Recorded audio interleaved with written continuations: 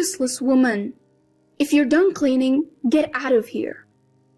It was Christmas, and I was thrown out into the snowy, freezing garden. "Hey, it's cold. At least let me change my clothes." My body was covered in sweat from a day's worth of housework, and my wet clothes were rapidly stealing my body heat. "There you go." From inside the house, my mother-in-law, Nancy, threw my bag, coat, and shoes outside with a look of annoyance. The front door and windows were locked from the inside, and I couldn't get back in. I felt like I was going to freeze to death. I had to do something.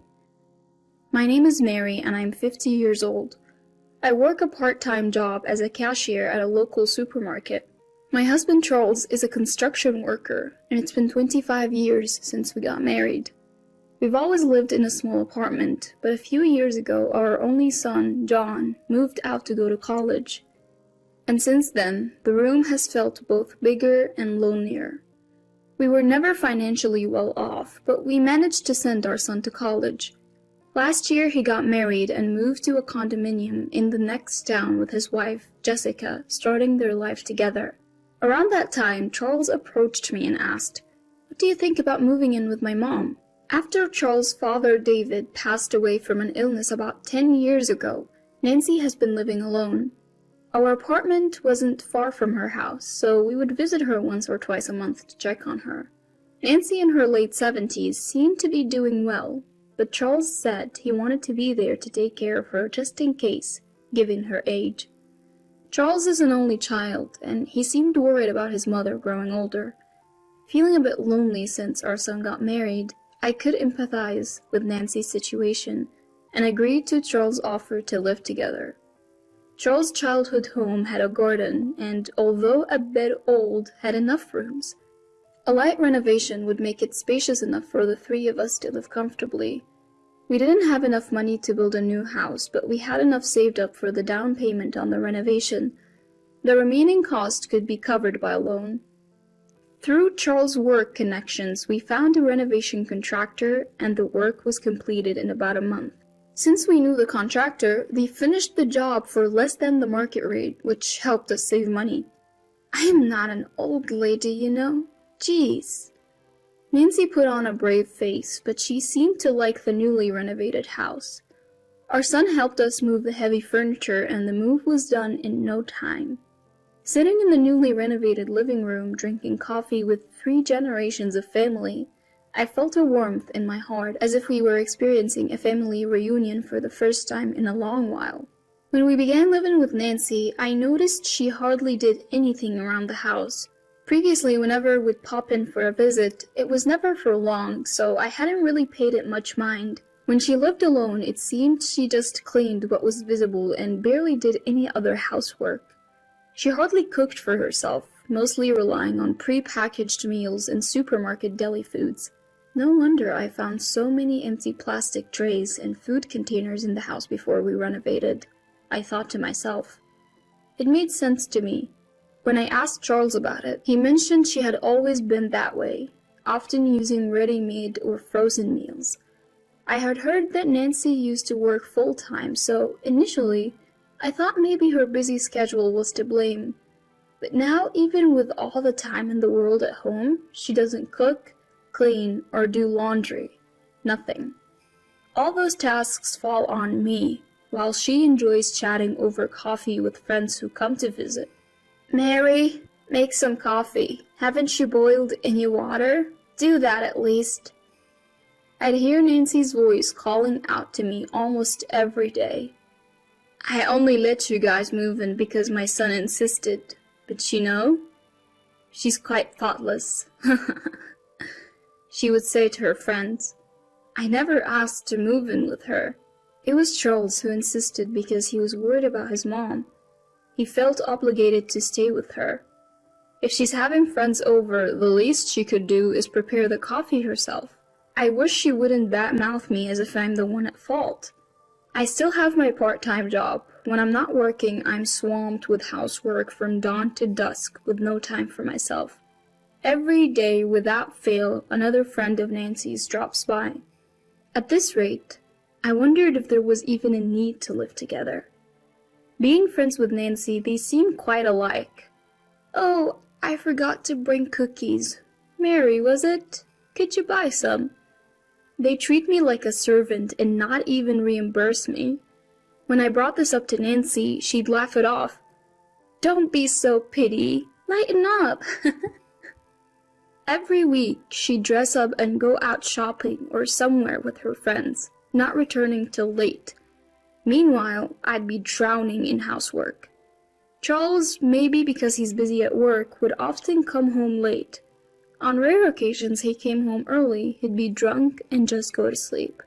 Whenever I tried to discuss Nancy's behavior with him during such times, he'd snap, "Quit nagging. Mom's always been like that." If I approached him sober, he'd just dismissively say, "She's getting old, let her be." "You might tolerate it because she's your mom, but think about what I have to deal with," I'd retort. Yeah, I got it, I'll talk to her," he'd say, but then just fall asleep snoring. I considered discussing it with our son, but I hesitated to burden the young couple with our problems. As December rolled in, I got a call that Charles had an accident at work. I rushed to the hospital. Thankfully, his life wasn't in danger, but he had fractured his leg. We were now set to spend Christmas in the hospital. Normally, my son comes home for Christmas and we spend the holiday together, but this year he got married and I was wondering what to do. So, Nancy, I know this is a weird time to ask, but what are you doing for Christmas? Charles won't be able to leave the hospital for a while, and I'm not sure how to spend Christmas at my in-laws, so I decided to ask Nancy. She responded, "Christmas? What did you used to do?" "I used to spend it with John, my son. He would come home and we'd be together," I replied. "Well, why don't you go to John's? You're family. There's no need to be shy," she suggested. Even though he's my son, I feel like I'd be intruding on the newlyweds, and I feel bad about it. But Nancy has a point. I decided to call my son and see what he says. If he says no, I'll figure something out then. I called John on his mobile phone and explained that Charles is injured and will be spending Christmas in the hospital. "So what will you do, Mom?" he asked. I braced myself for rejection and asked, "Well, I was wondering if I could come to your place." To my surprise, he agreed. "Sure. Jessica wants to have a good chat with you too. It works out perfectly." I was taken aback by how easily he agreed. When I told Nancy, she was pleased and said, "Yes, that's good. Take your time," she said, seeming to be in an unusually good mood. I asked her, "What about you, Nancy? What will you do?" "Me? Oh, I'll be fine by myself," she replied. I was surprised by her response, as I was expecting her to be busy during Christmas.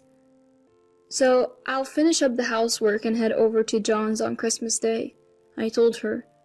On our way back from the hospital, Nancy and I talked about our plans. It was the coldest day of the year, with snow flurries in the air. I had prepared everything the night before, so in the morning I was busy wiping windows and cleaning the kitchen. Even Nancy, who usually doesn't do much, helped me clean the floors in the shower room.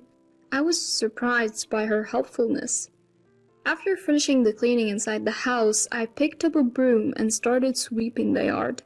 It felt warm when I first stepped outside, but as the day went on, it got colder. I planned to go inside to put on more layers, but when I tried to open the front door, it was locked. I walked around the house, but all the doors were locked. I wonder if Nancy forgot I was outside and locked the door. "Nancy, please open up." I called out to Nancy in a loud voice. "Are you still here? I thought you left a while ago." I heard Nancy's voice from inside.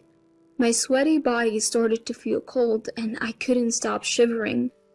"I haven't changed yet, and my luggage is still inside. Please, I'm begging you to open the door." I raised my voice in desperation. "There. Isn't the cleaning done already? Hurry up and go."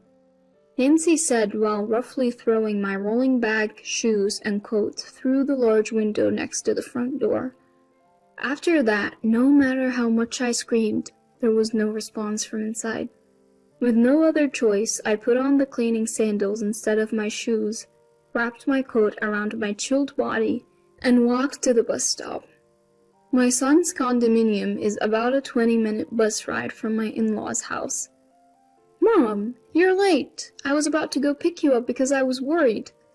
My son greeted me at the entrance of his condominium after I pressed the intercom button on the first floor. "Mary, long time no see." I was greeted with a smile by my son's wife, Jessica, as she let me in the room. This is the first time I've seen Jessica since their wedding. She's a petite woman with a cute smile. "Mom, you look frozen. Did something happen?" I told my son about how I was locked out by Nancy while gardening. "Mary, go take a shower and warm up your chilled body first," Jessica said kindly. Her words touched my heart, and I felt like I was about to cry. "Thank you, I'll do just that," I said, and Jessica showed me to the shower room. As I took a warm shower, I could feel the warmth gradually returning to the core of my body and the sensation returning to my fingertips. It's been a while since I've taken such a leisurely shower. I felt a sense of peace that I had almost forgotten. Once I felt relieved and the hard things I had been through came flooding back, I started crying again. After the shower, a meal was prepared. "I'm not sure if it's to your liking, but please go ahead." Having a meal prepared for me without having to cook myself. It's been years since that last happened. I took a bite. Delicious. It was a nostalgic taste. "Jessica, you're a great cook," I complimented her. "I asked my mom for the recipe and practiced for today. I'm so happy. Thank you," Jessica said with a shy smile.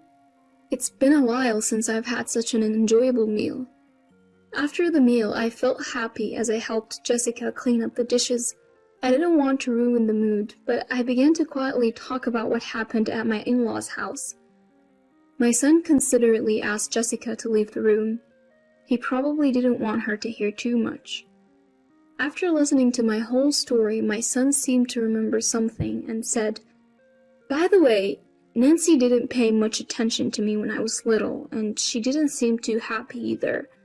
Come to think of it, we only took him to his grandparents' house when he was little.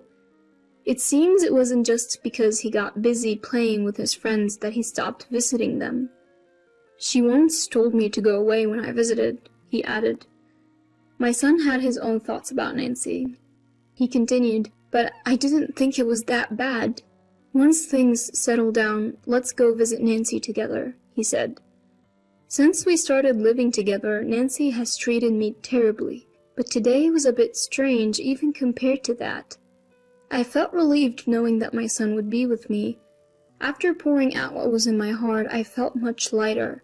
I never thought we could talk about this kind of thing. My son has really grown up. The next morning, as per my usual routine, I got up early and was relaxing in the living room watching TV. I thought about preparing breakfast, but I didn't want to touch the kitchen without permission, so I decided to take it easy. My son and his wife were still asleep. Suddenly the phone rang. Who could it be this early in the morning? I wondered as I checked the display. It was my in-law's number. Surprised, I answered the phone, and a male voice that I didn't recognize spoke from the other end. "Nancy's in trouble. Please help." Nancy? That's my mother-in-law's name, but whose voice was that? "Who are you? Why are you there?" I asked. The man on the other end stuttered, Then the call was cut off. A bad feeling washed over me, and I quickly woke up my son. We headed to my in-laws' house together. When we arrived, the front door was unlocked. "Nancy?" We called out as we entered the house, but there was no response. My son and I cautiously proceeded inside. We didn't know the identity of the man from the phone call or if he was still there. There was no sign of anyone in the living room. We could hear the sound of running water from the shower room, so we went to check and found Nancy lying on the floor, unconscious but breathing. "John, call an ambulance, hurry!" I shouted to my son. At the emergency hospital, Nancy was receiving life-saving treatment. She was diagnosed with a cerebral hemorrhage, and although she pulled through, she was still unconscious, so visitors were not allowed. We couldn't ask Nancy what happened between Christmas night and the morning, leaving us in the dark about the situation. I started visiting the hospital every day, but it wasn't until a week after Nancy had been admitted that she regained consciousness. By that time, Charles had also recovered enough to walk with crutches, so he had been discharged from the hospital. However, he wasn't quite used to the crutches yet and couldn't walk for long periods, so I was the only one who ended up going to visit Nancy. When I arrived at the hospital, Nancy was still bedridden. "Thank goodness you're okay, Nancy."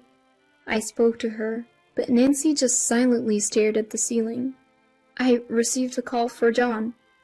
The moment I mentioned that, Nancy looked at me in surprise. "Who was it from?" Nancy asked. I didn't know. I was the one who answered the phone, but I didn't recognize the person. Nancy just silently murmured, "I see. It was a man. Why was he at our house so early in the morning?" The front door was left wide open. Who was that man whose voice I heard? I pressed her for answers. "Just a friend's husband," Nancy replied. Even if that were true, it was outrageous for him to visit so early in the morning. Besides, it was strange that the door had been left open. After locking me out, someone had unlocked it from the inside, and Nancy had been found collapsed in the shower. Even if someone had come to visit, they wouldn't have been able to enter the house and find Nancy had the door been locked. Also, the man had called John's condominium for my in-laws' phone.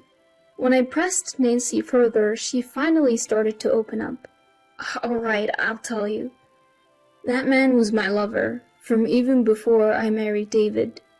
And he was my lover while David was alive too. Are you happy now? Just leave me alone." I was dumbfounded by my mother-in-law's confession. She had brought her lover into our house during Christmas when we were away, and she had locked me out because he was already inside.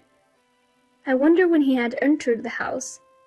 She also revealed that after the renovation, she and her lover had planned to kick us out of my in-laws' house and live there together.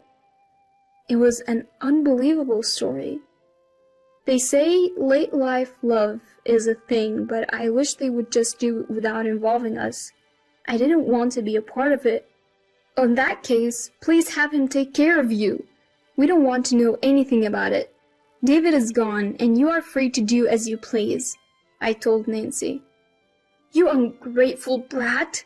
How dare you talk to me like that?" Nancy scolded me. She may have been bedridden, but her mouth was as sharp as ever. "Who's ungrateful? I've been doing all the housework while juggling a part-time job. The house is clean because we paid for it, remember?" With that, I left the hospital room. I could hear Nancy's sobs and curses behind me, but I didn't care. She could do whatever she wanted. When I returned to my in-laws' house, I told Charles everything. His response was shocking. "Ah, that guy. I've known about him for a long time. Dad's gone and Mom's all alone. Just let it go," Charles said. My head started spinning. How dare she try to kick us out after we spent money on renovations? Can you really ask me to forgive that? I was furious and yelled at Charles. "If Mom says so, we just have to put up with it." Charles said that to me, but I couldn't even look him in the eye. "Fine. I can't live with you any longer. I'm leaving," I said, pushing him away. "Don't say that. We've gotten along for over 20 years.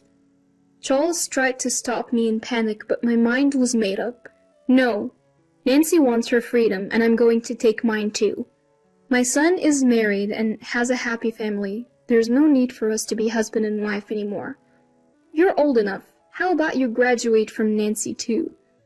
I have no interest in a 50-year-old man who can't escape from being a mama's boy. Charles turned red and looked like he wanted to say something, but he was silenced by my words and said nothing. Now he just has to talk to Nancy and figure it out. I want nothing to do with them anymore. Later, Charles and I got divorced. For now, I've decided to live with my son and his wife until I find a place. My son says, "You can live with us as long as you want, but I want to enjoy my freedom for a while." I'll gratefully accept their offer in spirit. Meanwhile, Jessica is expecting a baby. I plan to help my son and his wife with the baby, but I don't want to interfere too much. I'll wait until they ask for help. Enjoying the growth of a child is a privilege of the parents. Children grow up in the blink of an eye. I hope they cherished their time as a family. Nancy has been discharged from the hospital, but she's paralyzed and now lives in a wheelchair. I heard her lover was married, so she didn't want to make a big fuss. So when Nancy collapsed, she didn't call an ambulance and instead called a number registered in her phone, which happened to be John's condo. The man disappeared without a word. All the friends who used to visit stopped coming, and her lover abandoned her. Now she can't move freely and lives a difficult life. Charles might be fired from his company because his broken leg hasn't fully healed, and he's no use in field work. I, on the other hand, have been promoted from part-time to full-time, and I'm about to find a new apartment. I'm looking forward to enjoying the second chapter of my life.